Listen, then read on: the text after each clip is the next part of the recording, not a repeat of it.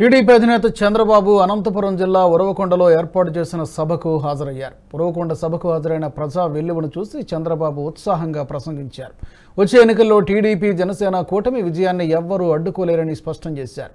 ఓటమి ఖాయమని తెలిసే జగన్ మాటల్లో తేడా కనిపిస్తోందన్నారు. నిన్నటిదాకా ఒక మాట మాట్లాడిన జగన్ ఇప్పుడు హ్యాపీగా దిగిపోతా అంటున్నాడని వివరించారు.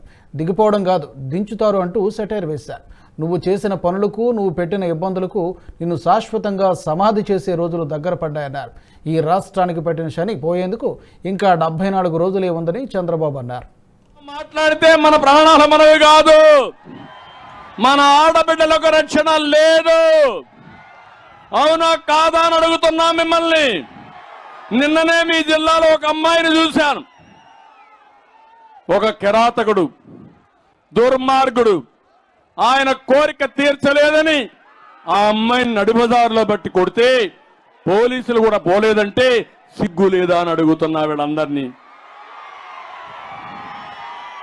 మీ కూతురుకో, మీ ఇంట్లో ఆడవాళ్ళకి జరిగితే మీరు సహిస్తారా అని అడుగుతున్నా. అందుకే చెప్తున్నా, ఆంబోతులారా జాగ్రత్తగా ఉండండి. ఇలాంటి ఆంబోతుల్ని నడి రోడ్లు బట్టలి పూరేగిస్తాం, శిక్షిస్తాం తప్ప వదిలిపెట్టాం. మళ్ళీ ఆడబిడ్డలకు గౌరవంగా రక్షణ కల్పించే బాధ్యత మనదని చెప్పి నేను మీకు తెలియజేస్తున్నా. ఇక్కడున్నాడు వైసీపీ, బతుకే ఫేక్, ఎవరు నమ్మరు. నాడేం చెప్పాడు తమ్ముళ్ళు?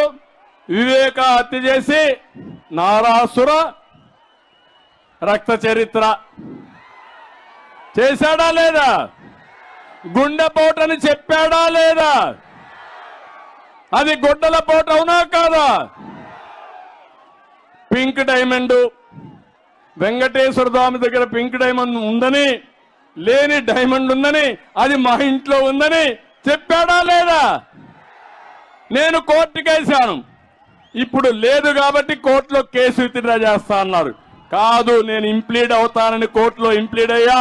ఈ దుర్మార్గుల్ని శిక్షించే బాధ్యత నాది అని మరొకసారి మీ అందరికీ హామీ ఇస్తున్నా.